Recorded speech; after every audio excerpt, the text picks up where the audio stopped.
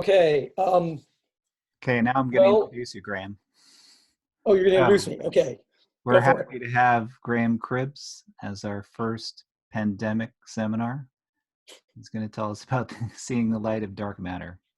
Take it away. Uh, Thank you. Thanks, John. Yes, I know I'm very sad to not actually be physically in Davis when doing this, but I'm delighted to make the best attempt I can here at doing the talk. You'll notice that I gave this talk at KITP on 4 December 2019.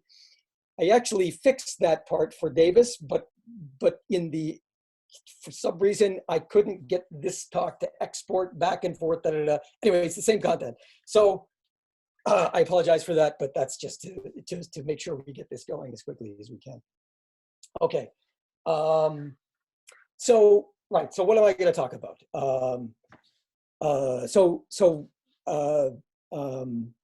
This is, well, first of all, so this work that it goes back a little ways to a few papers. One of them is with Joe Bramante, Patty, and Adam Fox that I have the reference there in the slide. Oh, I'm going to try this pointer thing. Let me see if this.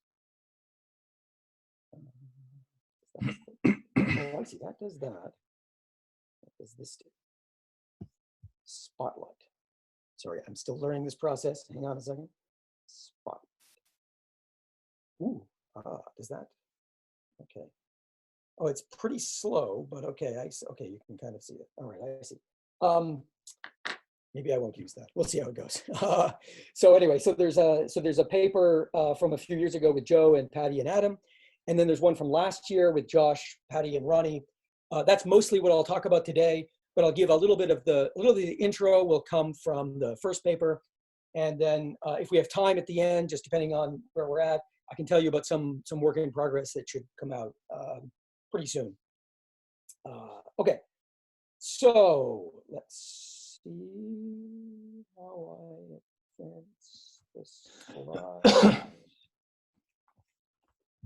Okay, how do I do that? And see if that worked. Oh, fantastic. Okay. Dark matter's out there. I don't think I need to say more than that to all of this wonderful audience. All right.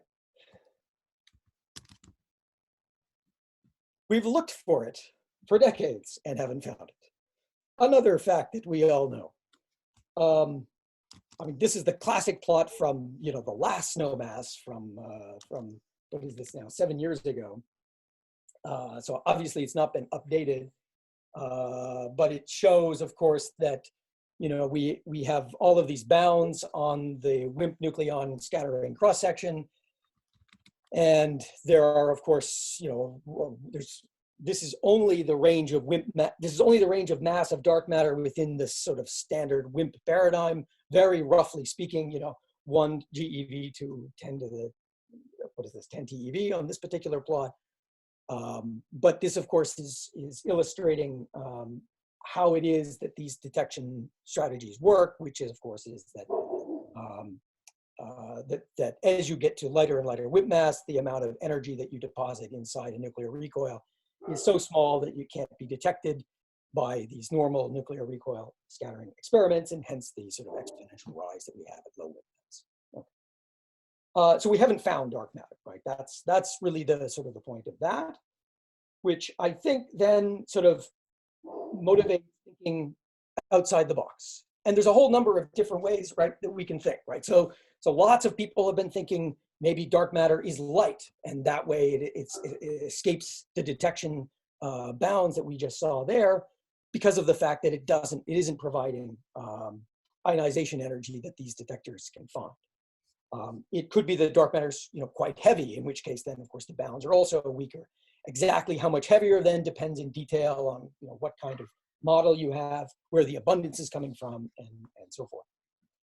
A different possibility is that dark matter's primary scattering is not the one that these experiments are sensitive to, which is elastic scattering, but instead that the dominant scattering occurs inelastically.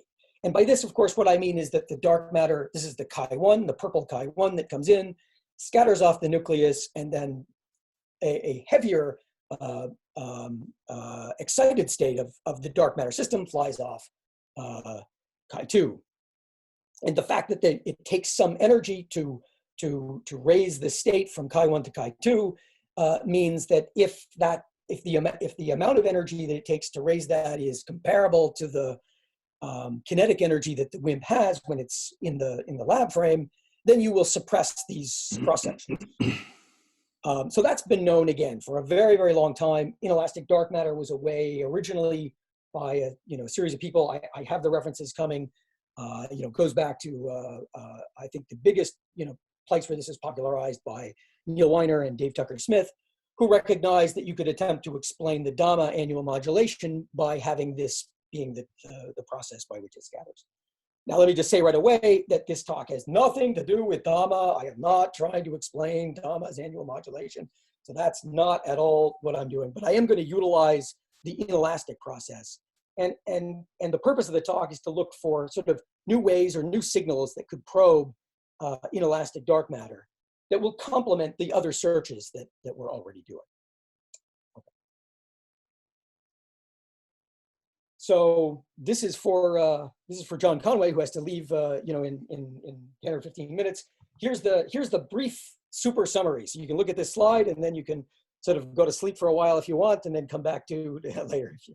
But in a one slide executive summary, what we're trying to do is to use the entire Earth as an upscatter target for inelastic dark matter. That's the first little cartoon. Okay? Dark matter flies in, it interacts with a nucleus in the Earth. As it turns out, the relevant nuclei for what I'll be considering is sort of the heaviest, most abundant nuclei in the Earth, which turns out to be lead. So that's the second little vignette of the cartoon, where somewhere in the Earth, Chi1 comes in, it scatters off lead, it upscatters to a Chi2. This is the excited state. The excited state travels then some distance that depends on its decay time, and then when it decays into a photon and a Chi1, and that's the very last vignette of this slide. And it's the photon that we're going to try to look for. Again, those of you who are familiar with this kind of process, this has been thought about before in the context of what's called luminous dark matter by Peter Graham, Surjit, and sorry, a third author I'm just forgetting the name of right now, Brian something. Sorry, I'm forgetting his last name too. That's okay. This was a paper they wrote almost 10 years ago. Their purpose was to try to do a resolution to the Dama annual modulation story. We're not doing Dama, so it has nothing to do with that, though at least there is some sort of qualitative similarity to what they were thinking and what we'll talk about here. So what we're going to really look for then is a process where the dark matter comes in, scatters off a nucleus, goes to an excited state travels a distance, decays back to a photon, and we're going to look for this monoenergetic photon in some large underground detector. Okay, so let's proceed. So first, let me just do a quick review of inelastic dark matter. What are its properties and what makes it different from elastic scattering dark matter? So as I said, inelastic dark matter goes back to Tucker Smith and Neil Weiner, and also earlier by Hall, Moroi, Maruyama, as well as Tao Han and Hemsling from the mid-90s, or mid to late 90s. The principle is, again, that there's an excited state. Here I've got it sort of plotted on the left, Chi1 and Chi2, and the difference in the masses is of order the kinetic energy that the WIMP has in the lab frame. So the kinetic energy that the WIMP has in the lab frame is 1/2 mu v squared. I'm just going to move this up a little bit. There we go. Where mu is the reduced mass of the WIMP nucleon system, and v is the velocity of the WIMP in the lab frame. The maximum splitting by which you could imagine this could be such that you could get any scattering at all is, as it turns out, to be about 600 keV, because it's at that point when the velocity in the lab frame is basically the escape velocity that a dark matter particle could have added in Gaussian, in the, what do we call it? I'm not getting the right word here. Not the Lorentz boost, but the Galilean boost into the lab frame when you add the velocity of the Earth with the WIMP coming at you this way, and you maximize that velocity. Okay. When you do that, by the way, that velocity is something like 750 kilometers per second or so. So basically, the Earth's motion around the galaxy 220 plus the escape velocity of 550 or 530 or whatever it is, you add those numbers, that's the maximum velocity. You plug that in, you put in the maximum sort of mass that could correspond to this reduced mass, and that's where the 600 number comes from. Okay, so 600 keV is the most we're going to get, which means that the photons that we're going to be looking for are this sort of, shall we say, low gamma ray, hard X-ray sort of level. I mean, depending on how you want to describe X-rays and light gamma rays, but hundreds of keV is sort of the energies we'll be talking about. Okay. So the kinematics of the process is sort of illustrated here. If you have an elastic process, then you can come in with any velocity and there is a probability to scatter, right? And that's sort of illustrated in the plot. But of course, the lower the velocity you have, the much lower in recoil energy that the nucleus is going to have when it's kicked by the dark matter. If you have an inelastic process, it means that there is a minimum velocity to scatter, and that's given at the bottom of the page there. Let me just bump it up a bit so you can see it. So it's just this expression of 2 delta over mu. So delta is the mass splitting between the two states. Mu is the reduced mass of the dark matter nucleon mass system. And just for illustration, what I have in the plot here shows for a dark matter mass of 1 TeV and a splitting between the dark matter state and the excited state of 100 keV, you can see that the parameter space that's allowed is this region that's labeled inelastic between the orange and the green lines. And there's nothing special about orange and green. It's just I was dumb about how I plotted this mathematically. So that little sort of oval space is the region of the parameter space. And as you move along a vertical line, along some constant velocity, you're basically just varying the scattering angle that you have with respect to the process. So there's a gap in the recoil energy, which means that there is that you don't want to go to the lowest recoil energies possible because there's no scattering that occurs there. And that's what's denoted in this little red blob that I have below the orange line, is gap in ER. Also, the fact that the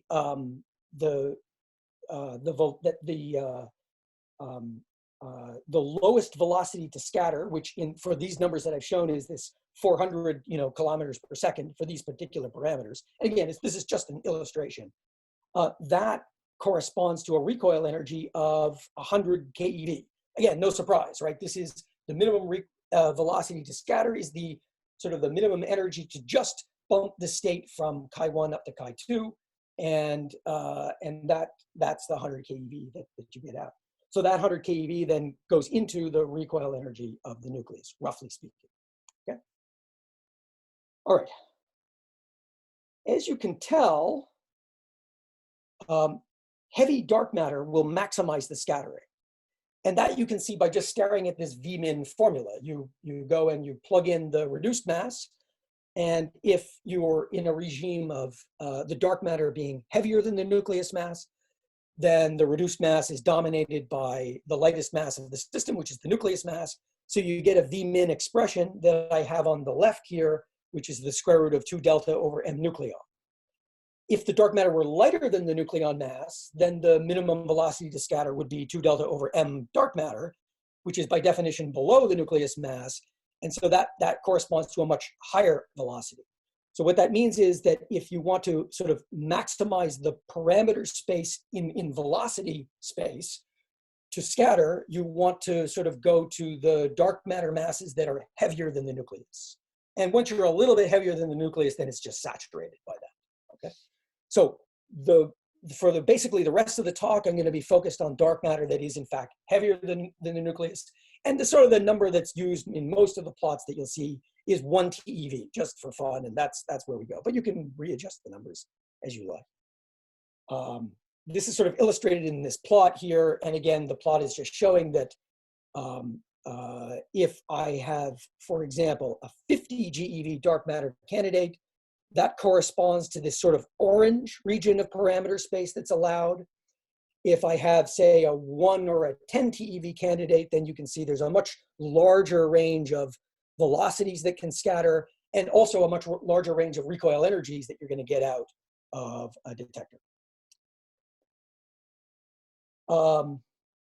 The second thing is that you generally want sort of heavy elements. And again, that goes back to this V-min formula, because if this is saturated by something in which has a 1 over m nucleus, then the smaller the nucleus mass I make it, then the higher the V-min that it corresponds to, which I've illustrated in these little sketches of the plots of f of v versus v. So lighter elements are only going to sample a very small part of the tail of the Maxwell, sort of the approximately Maxwellian distribution of dark matter velocities, whereas heavier elements will have a much larger range. So heavier elements are always going to sort of exponentially win against lighter elements because of this much larger range of velocities that you can sample. Okay. Any questions or comments yet on this? What's in your wanted poster? I can't make it out. Good. Yes. Well, what's in the wanted poster? Let's move to the next. Sorry, not the next slide. It is lead. I had a question, Graham. Sure, yeah. So it's a little more general than what you've said so far. Sure, yep. You're talking about a dark matter particle that's very massive, but has very small energy level spacings. Yes. Are you totally agnostic on where that could come from, or is there something here I should be thinking about specifically? Good, yeah. For the time being, I am being completely agnostic. I will have a slide that will give you some hints or some ideas of where that could come from. So in other words, yeah, if you want a model build where the splitting would come from, I can give you a few ideas. So that'll come in a few slides, if you don't mind waiting. Is that okay, Joe? Cool. Sure, thanks. Yep, all right. Any other questions before I go on? Okay. So, inelastic dark matter is sensitive to the tail of this velocity distribution. And that I've illustrated here by taking the same plot I just had, which shows the region in lab velocity space and ER space. That's the upper plot. That's that little orange and blue half oval. So that's the space that's allowed. And when I map that into what the Maxwellian distribution for the dark matter is in the Earth frame, you can see that obviously as I go to higher and higher velocities, I'm sampling a much smaller part of the velocity distribution. If I then take that information and sort of, again, crunch that against the nuclear structure factor, it sort of looks like the following. Don't worry about the multiple curves that are on this f of ER squared plot. One of them is the standard Helmholtz factor. The others are better approximations using more elaborate nuclear physics input. So that shifts the precise positions of these curves and the relative normalization a bit. But the purpose of this is not to get into those differences. What you can see is that if you're going to then try to maximize your rate, you are trying to look for the velocities that will scatter the most. In other words, trying to sample those velocities that you populate the most in the Maxwellian distribution. But then that's convoluted with the nuclear structure factor, and which one wins will then really depends in detail on where you are in the ER space. These little dips that you see at about 100 keV and 260 keV are really sort of the nuclear physics analog of a dark fringe in scattering, right? It's just a particular place where you just don't have a lot of scattering. The two little sets of dotted lines that are sort of going down are just designed to illustrate that you may be in a regime where you want to sample somewhat lower ER velocities, where the structure factor is much larger, or you may want to be at somewhat larger somewhat larger recoil energies, where again, you're sort of part of this little hump of the F of ER space and not in one of these dips in these valleys. So you have to basically convolute this information together to figure out what is the rate that you'll finally get at. So this is ultimately, right, a numerical calculation. It's a numerical thing you have to go in and do. It's something that the spin independent calculations don't really have to do, because there you're always going to win by going to the lowest recoil energies you can.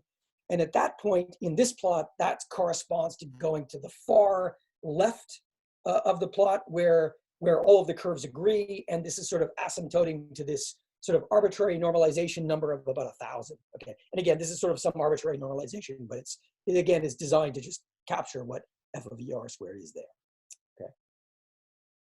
Okay, so if you take these things and then you turn the crank on it, you can calculate what are the bounds on the scattering cross-section as a function of delta. So what this scattering cross-section is on the left-hand side is the per nucleon cross-section without any inelastic suppression.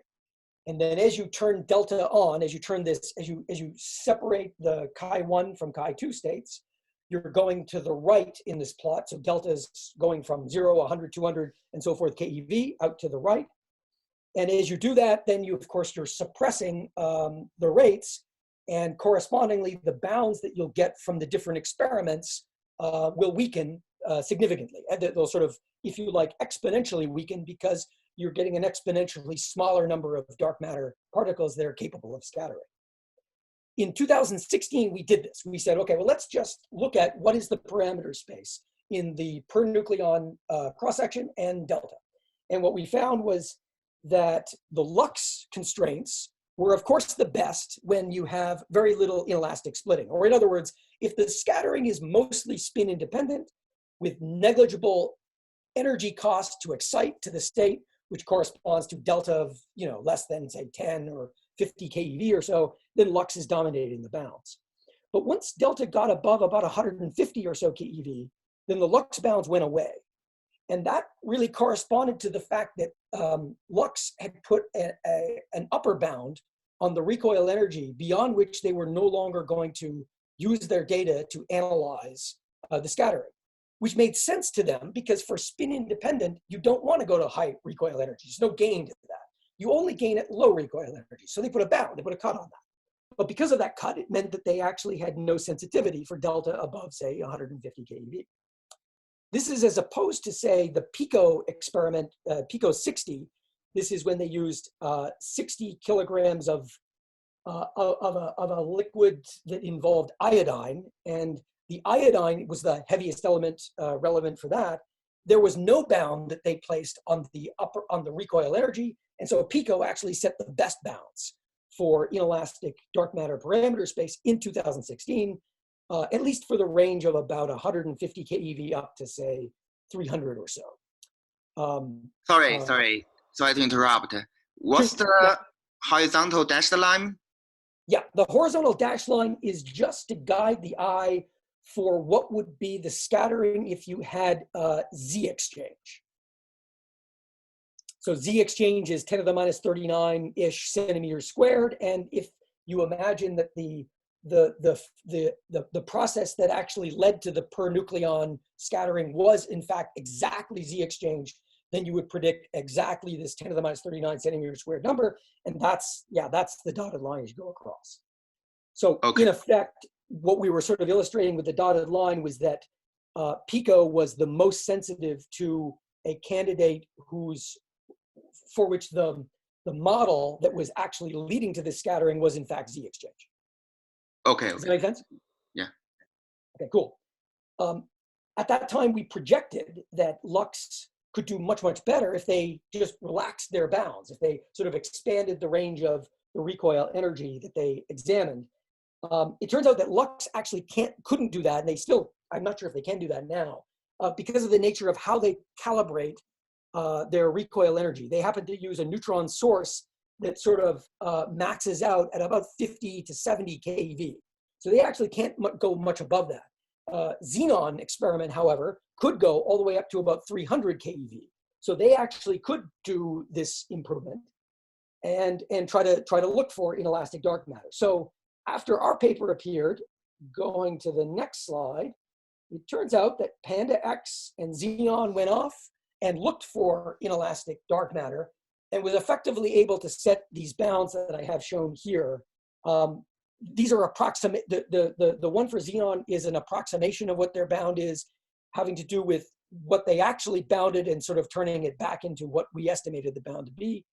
And you can see that it actually did become sort of the dominant bound. And what you can probably already see from the plot that what I've ended up doing was sort of taking a bound and removing some lines from it just to sort of show the illustration of what happened. So in fact, Xenon was able to significantly improve the bound just about a year later after our paper appeared, which was cool. Unfortunately, they didn't find any events, so it was just a bound. It wasn't a discovery.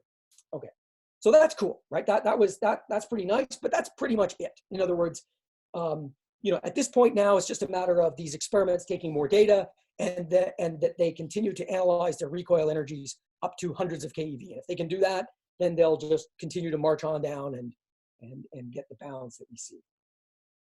Okay. Joe had asked about models. So let me just spend a quick sort of moment about that before I sort of move on to the new stuff.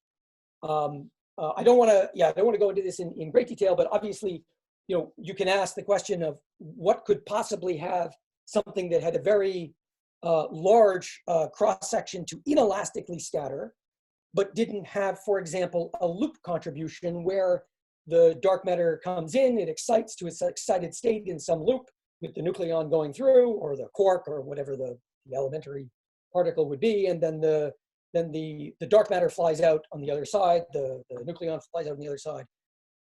Surely the loop process should be there, so surely there is at least a bound that would come from spin-independent scattering from that. And so one simple example of that would be what we call a narrowly split Higgsino. So this is a case where you take, and I call it a Higgsino, but you can, if you like, just call it a Dirac fermion that has the same quantum numbers as a Higgsino. And then you give it a very, very small Majorana mass that splits the two states. And so that Majorana mass has to be quite small, such that, again, you're splitting it only by this, few hundred keV. But if you do that, then you can have an inelastic scattering cross-section through a Z exchange that's fixed. It's this 10 to the minus 39 centimeters number. It's the dotted lines that I was showing on those plots. Well, the spin-independent number turns out to be really, really suppressed. How suppressed? Well, it comes from a couple of things. One is, of course, there's a loop factor, but that actually doesn't explain all of it. It's also that the effective interaction is a twist-2 process in the language of the effective theory of the nucleon and dark matter scattering. And because of this twist-2, it means there's an additional suppression of, you can think of it as the Yukawa coupling, or you can think of it as Yukawa coupling of a Higgs exchange or of the quark mass that has to be inserted in there. So that means you get not only a loop suppression, but also Yukawa suppression that enters, and that takes the cross-section down to like 10 to the minus 47 centimeters squared from 10 to the minus 39. And then it also turns out that there is an interference between the W box loop and the Higgs exchange loop that was found a long time ago by Richard and Solon, and that even further suppresses the cross-section below 10 to the minus 47, which means that it's probable. Okay, there's no way to actually find the spin-independent scattering of a narrowly split Higgsino, as it turns out. So this is an example. Sorry to interrupt again. So Yep. what about spin-dependent cross-section? What about the which? I'm sorry? Spin-dependent. Spin-dependent. Yeah, that turns out to also be suppressed based on the sort of the splitting divided by sort of the mass of the particle. So you also get a huge suppression of the spin-dependent scattering. it's in effect, to be able to do that scattering, you have to sort of jump the state. You have to jump from chi1 to chi2. And that again, as I said, turns out to be suppressed by delta divided by the mass to some power. So yeah, so it's also highly suppressed. Okay. There are other models. Narrowly split is not the only one. Another obvious thing would be what's called magnetic inelastic. That actually turns out to be quite interesting, and it's something I'm working on right now, is to sort of illustrate the whole program of work that we're doing now, but for this case of magnetic inelastic. And so I'll maybe, if I have time, I got a couple of slides at the end. If I don't have time, I won't show them unless people want to see them sort of afterward in our conversation. But this is another example of a model where you could imagine this could go.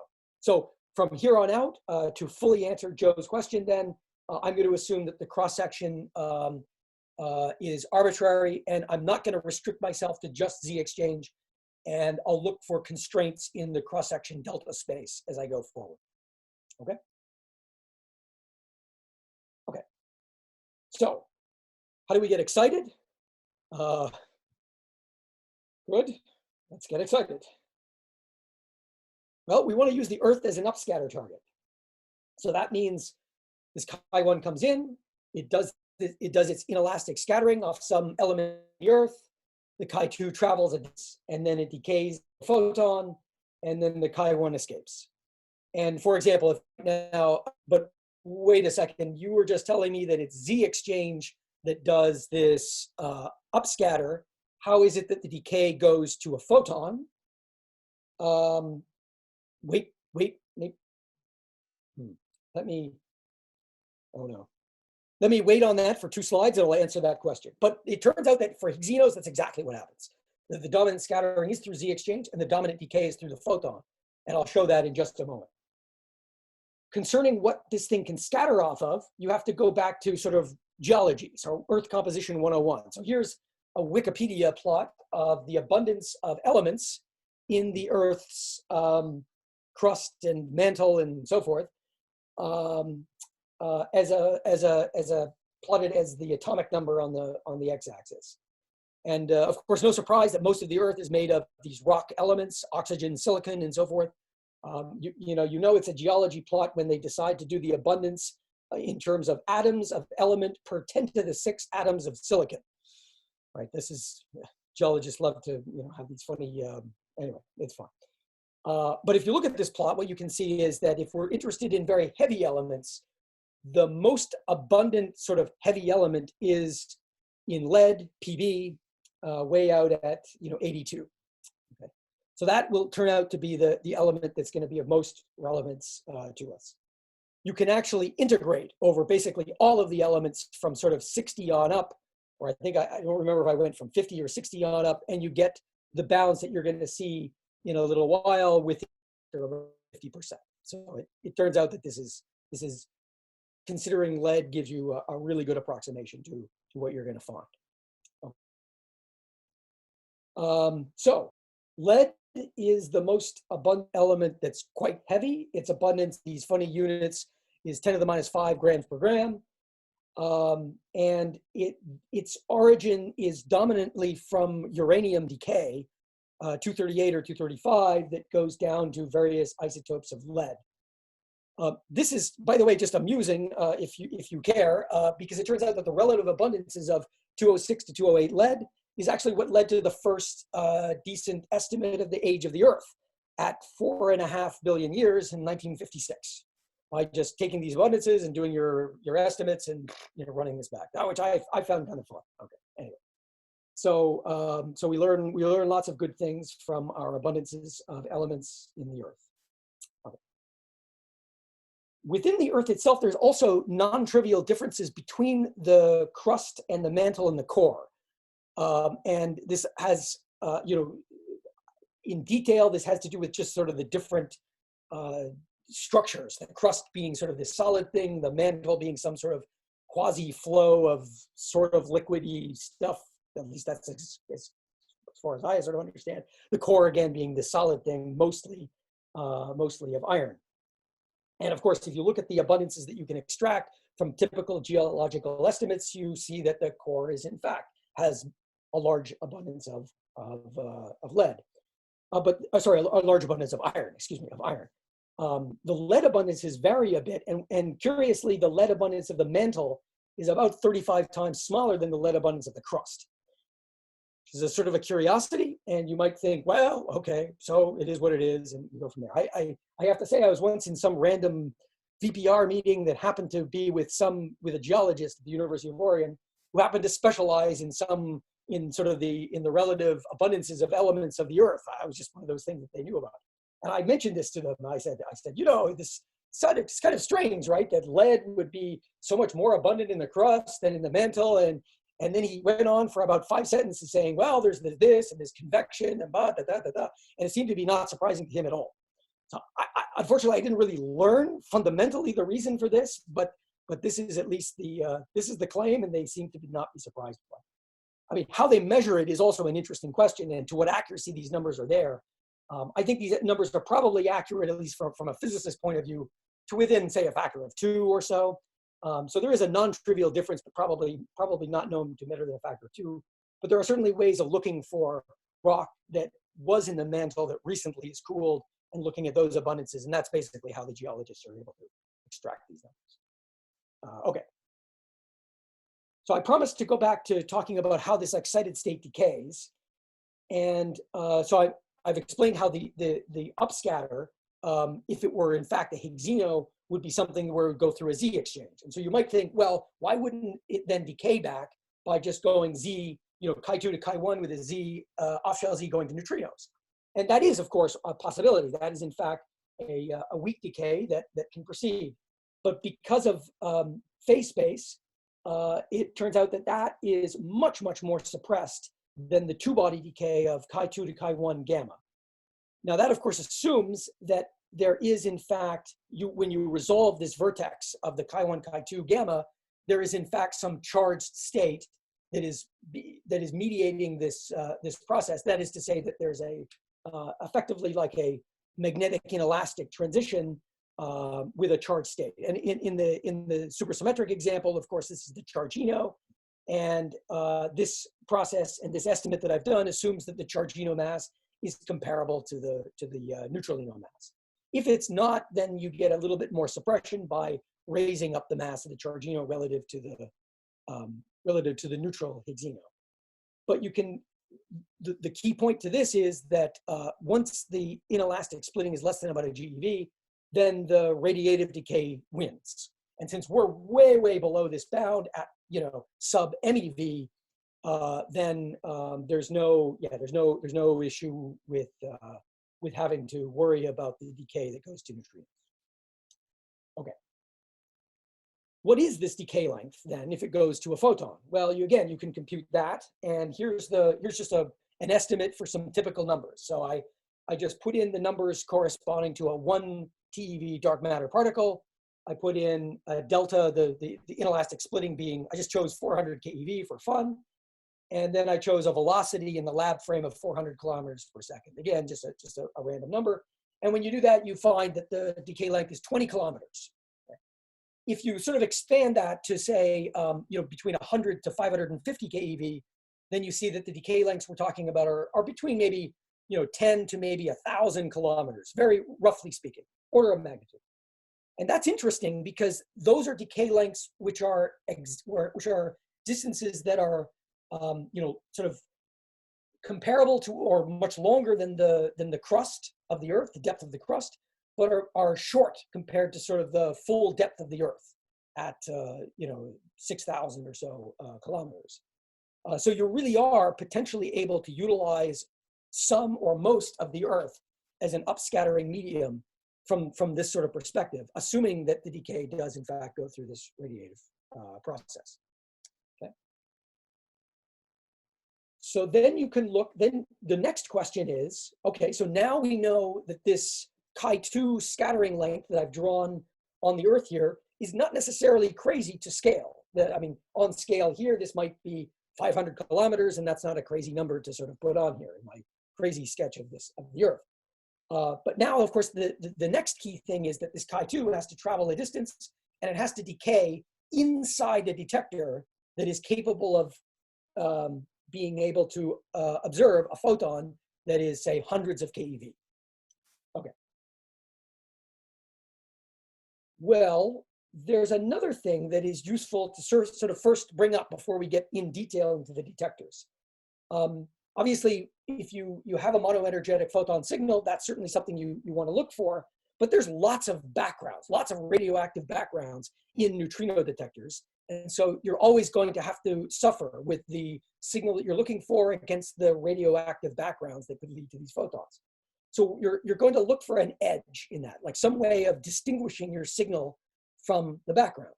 And the key thing that we discovered is that you can use the directionality of the dark matter wind to being able to get an edge and to do considerably better than you might otherwise have thought. So now let me just sort of turn to this directionality issue, because this is something that is sort of, I would say, highly non-trivial from the perspective of highly inelastic dark matter. So it's worth going through that a bit before we sort of proceed to the next step, okay? So dark matter, if you didn't know it or not, comes dominantly from the Cygnus constellation. So Cygnus is a constellation that, depending on where you're looking, is usually a little bit high in the sky, usually above the horizon at the latitudes that all of us are at, assuming we're all at comparable latitudes. And it just happens to be that the Sun-Earth system is moving in a direction that I've illustrated in this crazy thing of the Milky Way. Yes, it's my crazy little plot, but what I've circled in red is the sun in its galactic motion around the center of the galaxy. We are in this frame, we are perceived to be moving towards the Cygnus constellation, which means that the dark matter wind is dominantly coming as a direction from that Cygnus constellation toward us. That's what it looks like in our frame. If you plot that in sort of one of these all sky surveys, the Cygnus constellation is now denoted by the X in this plot. And then what I've shown in these 4 panels is the relative flux coming from the direction of Cygnus relative to the relative flux coming from other directions. So as you can tell, for example, even in the delta equal to 0 keV plot, this is no inelastic splitting at all, there is still a dominant preference for dark matter flux to be coming as if it were coming at us from Cygnus than it is to be coming in the opposite direction, which is this dark blue sort of region. Graham? Yeah. Can you just remind me, why do we know that dark matter is mainly correlated with the Cygnus location? Yeah, again, it's just because the Earth-Sun system is moving in the direction, in some direction in the galaxy. And it just happens to be that the fixed stars relative to us, whose direction is closest aligned to that, is the Cygnus constellation. Does that make sense? So that only works right now and for the next, say, few thousand to tens of thousands of years. But after tens of thousands of years, the relative position will have changed a bit, right?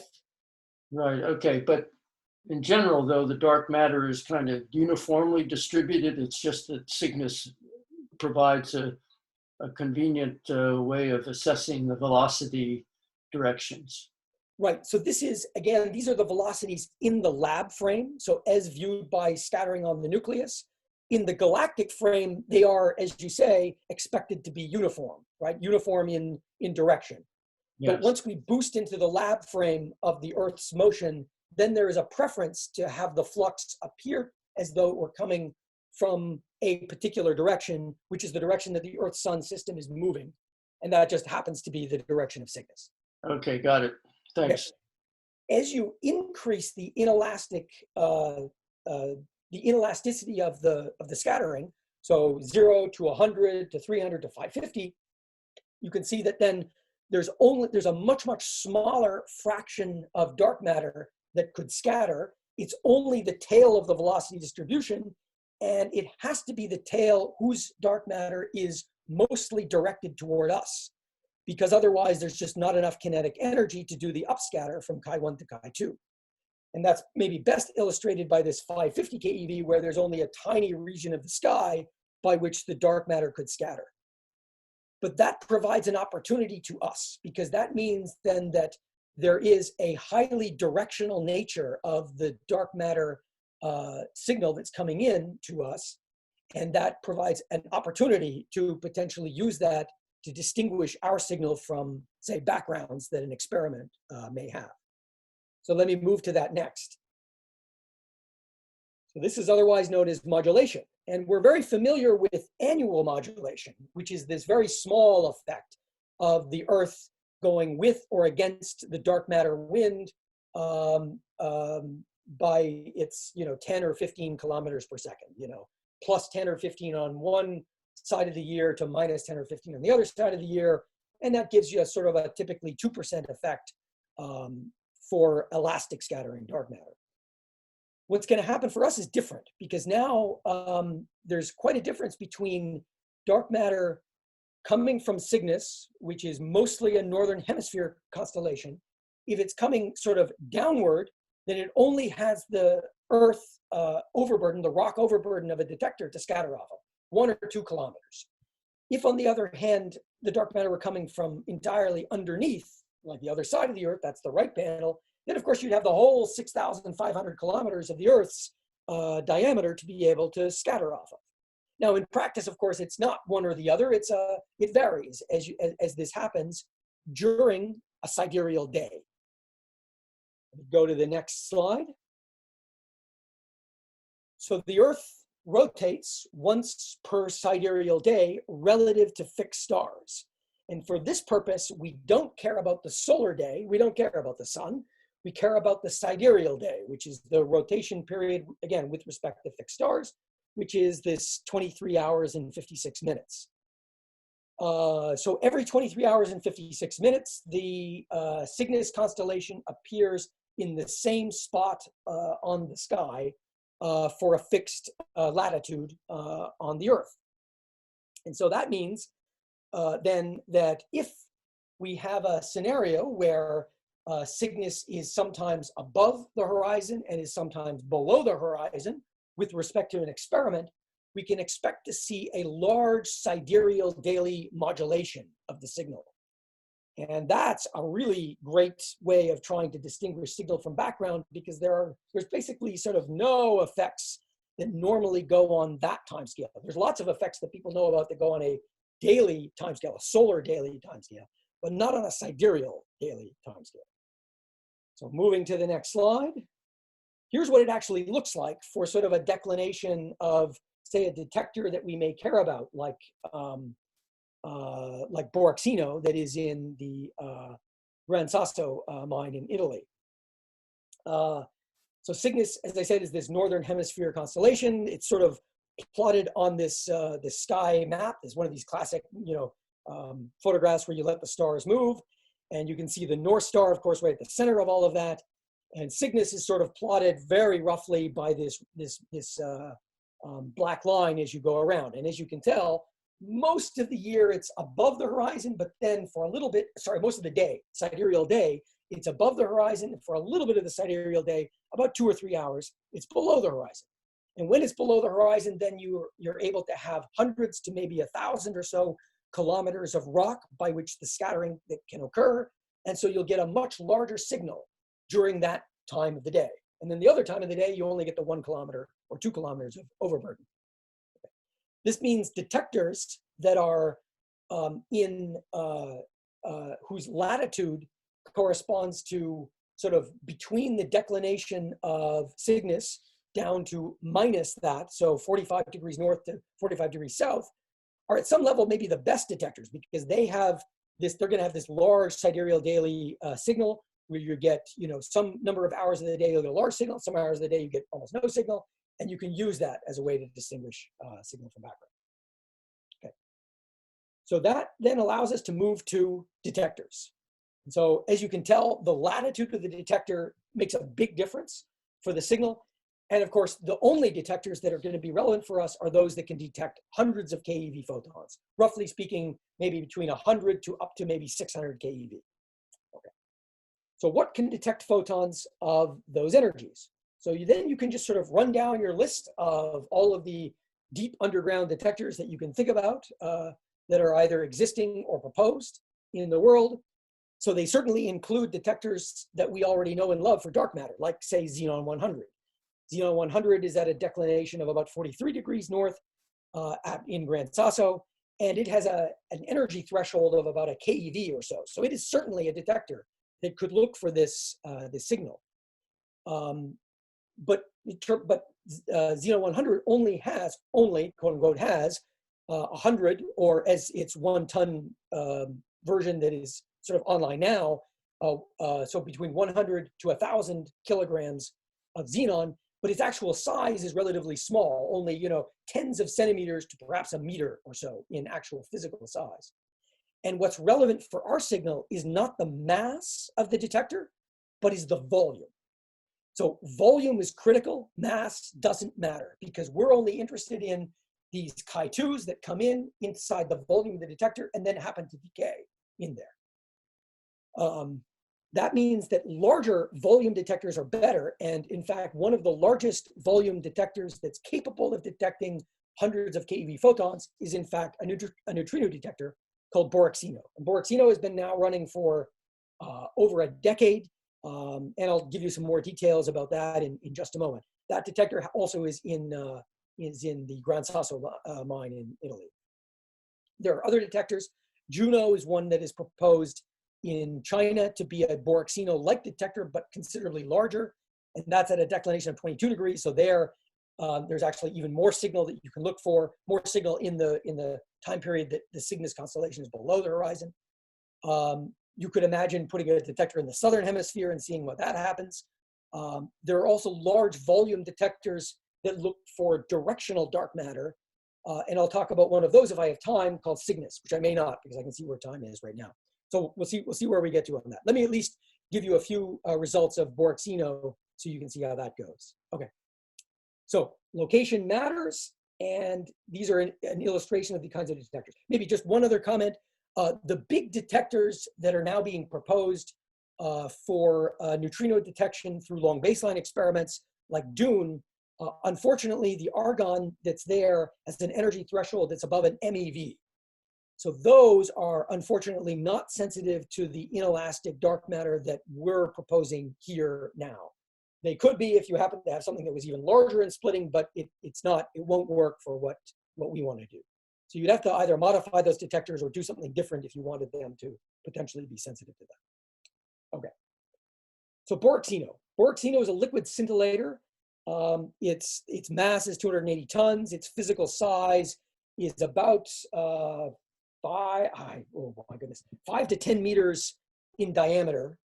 Okay, that roughly speaking, that's its size, and it's had at least 2,000 days of exposure that it's done. BOREXINO's purpose in life was to detect the beryllium-7 neutrino emission from the sun, which it did. And if you look in the plot on the left-hand side, there is this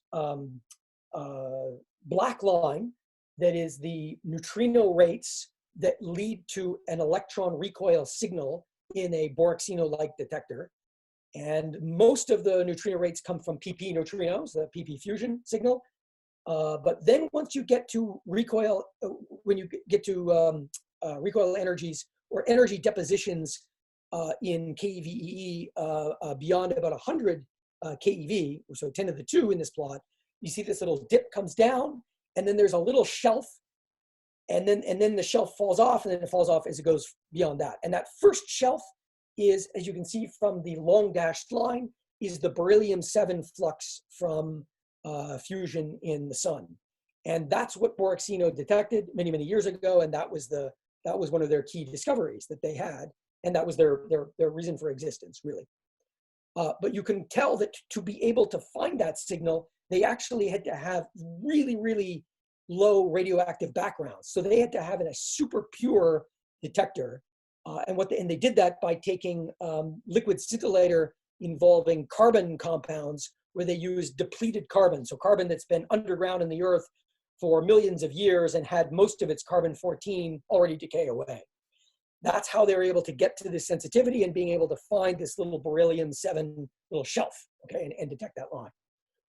You can also see that BOREXINO is much, much better on backgrounds than even the dark matter direct detection experiments like Xenon 100. And at that point, you might say, well, that's crazy. I thought the Xenon experiments are supposed to be so great at background detection.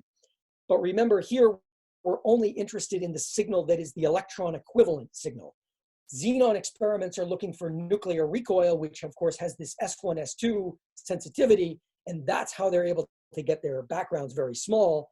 For a energy deposition from a photon going into a BOREXINO or a Xenon-like detector, that looks like just energy deposition into electron equivalent energy. So there's no way of getting an S1, S2 distinguishing feature in the direct detection experiments. So really their background line that you see in red is really the line you should be comparing to BOREXINO in terms of which experiment is better from a background perspective. This is Marcus. Can I ask a question? This may be Shoot, naive. Marcus, yeah. Mm-hmm. But in the Xenon-like detectors, is there a background that actually mimics this? In other words, they couldn't use the combination of S1 and S2 to suppress backgrounds here precisely because they don't have both? Correct. Exactly correct. No, I'm asking, is there a background in Xenon 100 that mimics this? What is that background? Yeah, it's dominantly radioactive backgrounds from trace elements that they're not able to eliminate from the liquid xenon. So krypton and other sort of heavier elements in their detectors. Okay, thanks. Offline, because I know I'm running over on time here. If you ask me later, I can give you a great little story about France. It's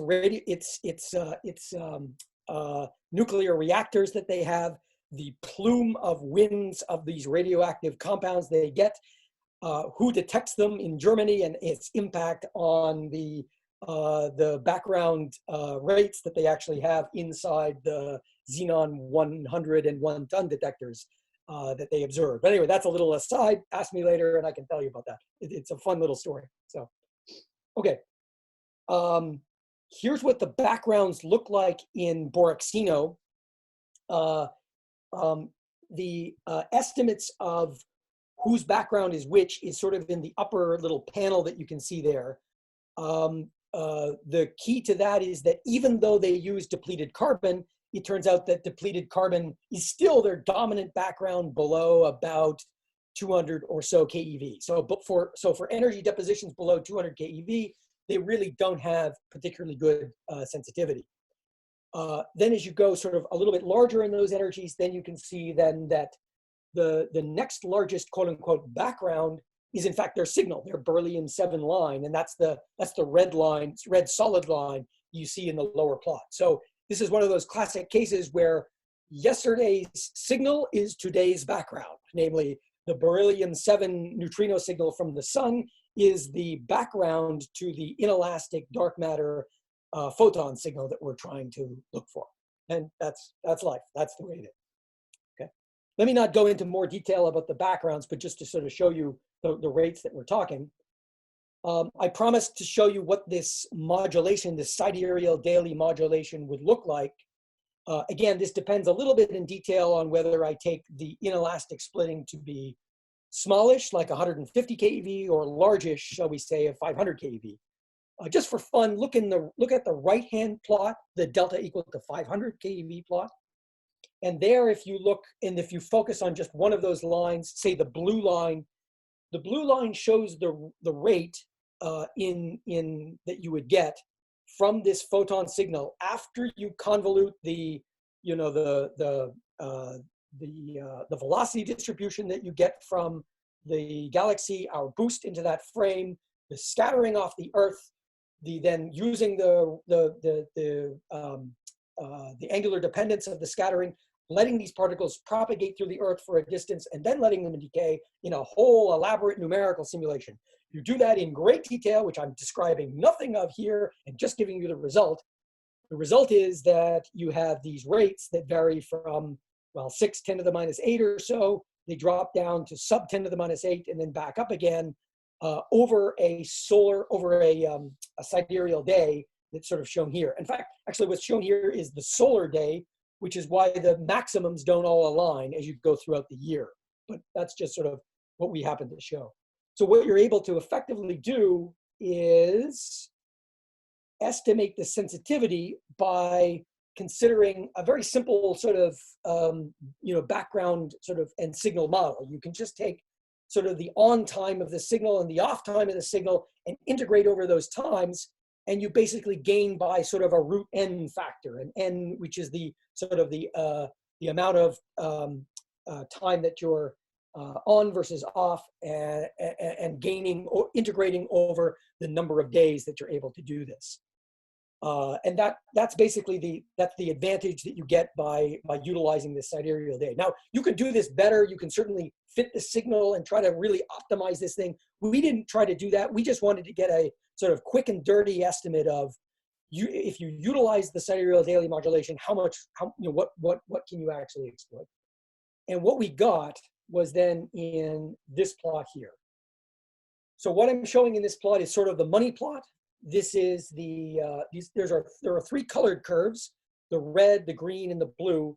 Those are the bounds that you get from just looking for the signal in direct detection experiments. Namely, the red is CREST, the green is PICO, using the iodine compound in their liquid, and the blue is xenon 100.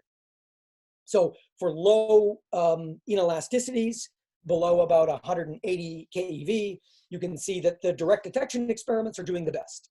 But once you get to larger inelasticities, you find that the BOREXINO experiment, for example, is sensitive to this photon signal for a much sort of larger range of the delta and cross-section space as shown.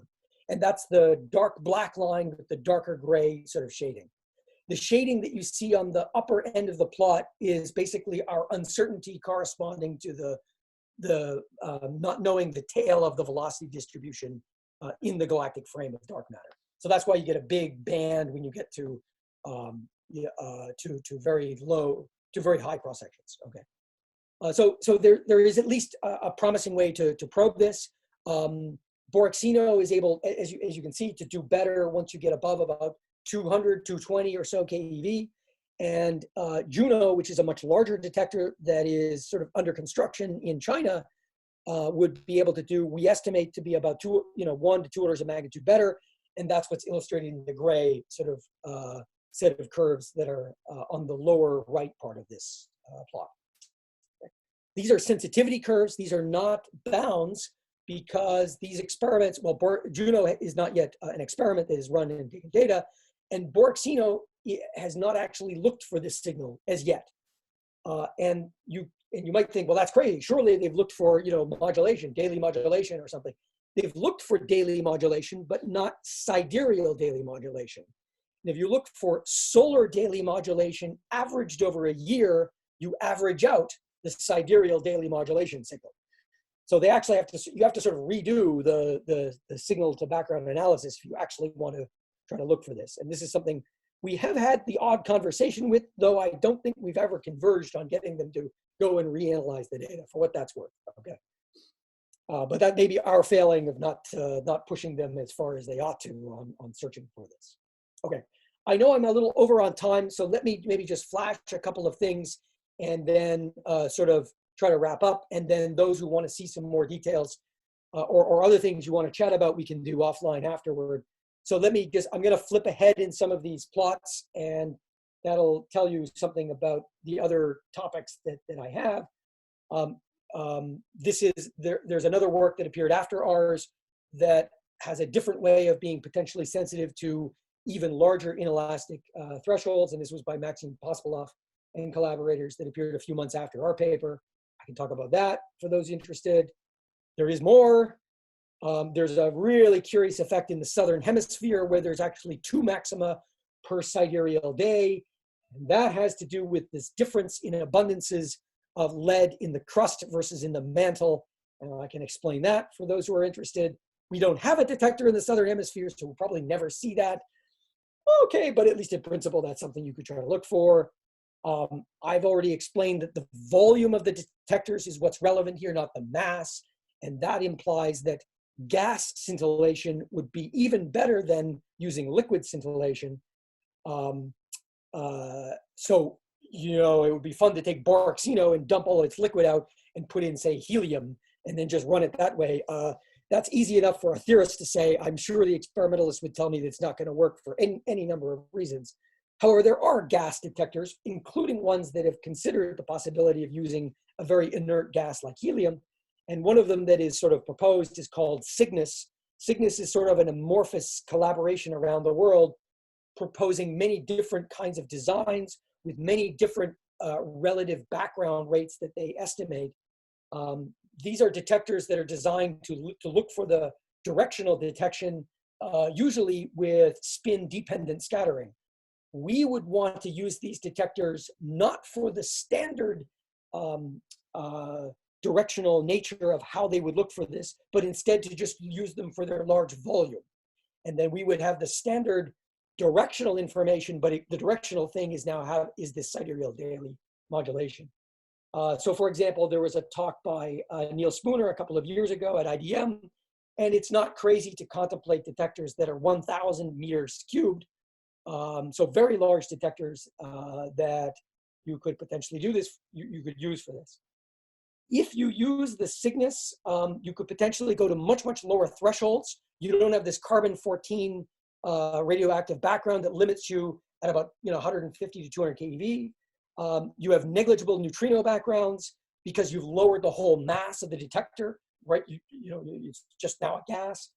And it's scalable to large volume, at least that's as the experimentalists have explained. So this is at least a very potentially promising way to try to probe inelastic dark matter. And if you look at our projections for this, if you go to even lower inelastic differences in masses, say at the tens to maybe low 100 or so keV, we estimate that depending on the level of background suppression these detectors could have, you could do better with these detectors than you could with direct detection experiments. And that's illustrated by the dotted and dashed lines. You do much better because of two effects. One is that, again, you don't have to fight these backgrounds, and you have a low you have a low sensitivity to the signal, so you're able to see the signal. And the second reason is that once you go to a little bit lower energies, you can use more abundant elements in the earth. And one of the most heavyish element that's abundant in the earth is iron. Iron is more abundant by, I think, 6 orders of magnitude compared to 5 or something orders of magnitude compared with lead. And so that means that once you cross this threshold to being able to scatter off lead, you can actually do much, much better in these experiments. And that's what causes this big drop at 150 keV. So we think that you can do, in fact, a lot better with this. What's illustrated here is still the standard sort of, you scatter with one process, you decay with the photon. And the work in progress that I have with my collaborators is to do the same thing for magnetic inelastic. If you do that, I will just say that then lead is great, but what may be even better than lead is aluminum, because it turns out that aluminum is also really abundant element in the earth that also happens to have a really high spin. Basically 100% of aluminum is aluminum-27. It has this really high intrinsic spin, and magnetic inelastic turns out to have a couple of contributions to its scattering rate, one of which is highly sensitive to that spin. So we actually estimate that aluminum will probably be the dominant element that you can scatter off of, and we think you'll be able to do even better for magnetic inelastic, probing that particular scattering cross-section using these directional detectors that way. So stay tuned for that result. That should come out in a month or two. We're still debugging some things to make sure we know what we're doing.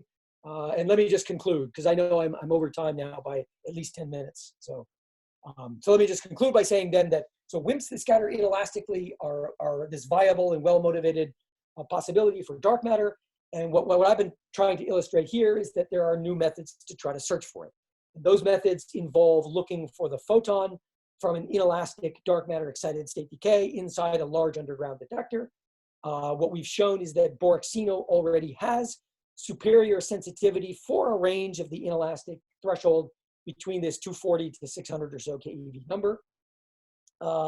and that the way to really be sure that you had this signal would be to find the sidereal-daily modulation.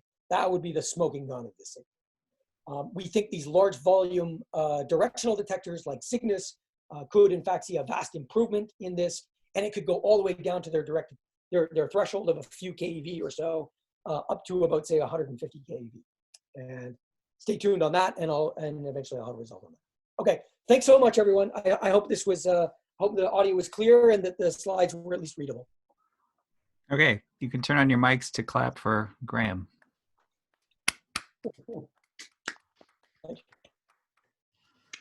Okay, questions?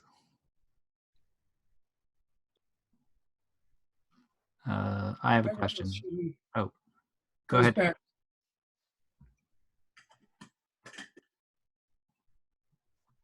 Do I have the floor? Yep. I have a question that goes back to the one I asked before. So you on that slide much closer to the beginning, you had Xeno-like things and magnetic and elastic, and then you said a little bit about magnetic and elastic here, which sounds more like it's a scattering mechanism and less like it's a model. Something? Yeah, I mean, so the way we're treating magnetic and elastic is that you just write an operator in the theory which involves Chi1 and Chi2, these two excited states, who interact through the magnetic moment interaction, sigma mu nu, f mu nu. And I mean, that you will generate once you integrate out a charged, for example, Higgsino, you'll automatically generate that interaction. Now, in the Higgsino case, it turns out that there's already, of course, a Z exchange, right? That's already a process going on. But you can imagine different mechanisms where you would integrate some state out, and all you'll generate is magnetic and elastic as the leading sort of contribution. Does that make sense? Well, it makes sense, but I still seems like it doesn't bear much on the nature of a dark matter particle that would be very massive and have a fine splitting. Yeah, I mean, again, what splitting it needs would come from, if I think of this as a Dirac particle that split, it has to come from then a Majorana mass that gave that splitting. Okay. In the Higgsino case, that Majorana mass comes from mixing with the Bino and the Wino states in the mass matrix. So you can ask the question, what mass does the Bino and Wino have to take such that this inelastic splitting is in this range of hundreds of keV? And it's quite large. We're talking about Bino or Higgsino masses of 10 to the 6 to 10 to the 7 GeV relative to, say, a Higgsino mass of, say, 1 TeV. So this is quite a split model. This is a model where the gauginos would be quite heavy and the mu parameter would be quite small. And you might think, well, that's got to be crazy. There couldn't possibly be any model that would lead to something like that.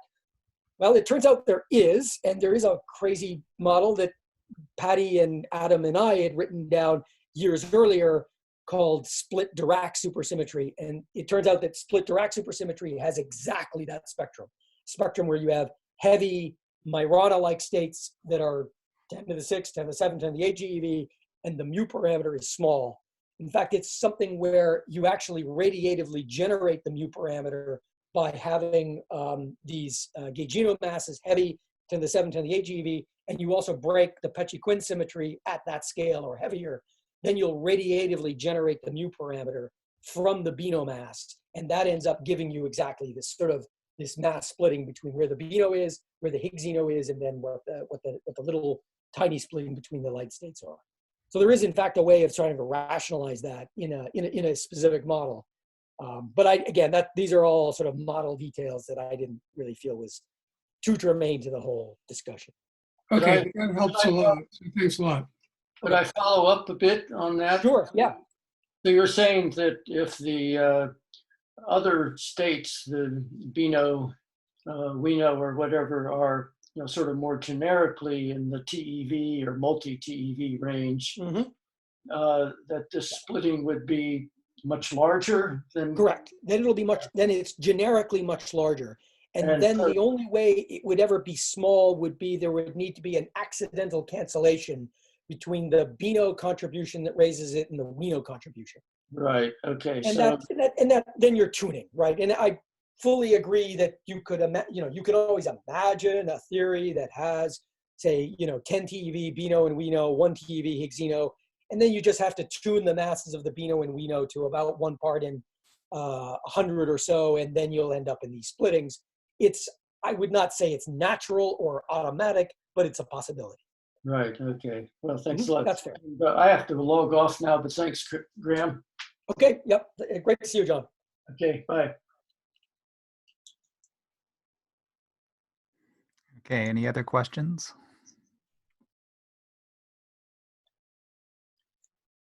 I have an offline question, but I'll wait until the informal part of the discussion. Okay. Okay, well, let's thank Graham again. Right, thanks, everyone. All right. Okay, I'm ending the recording. Now I can really tell you what I think.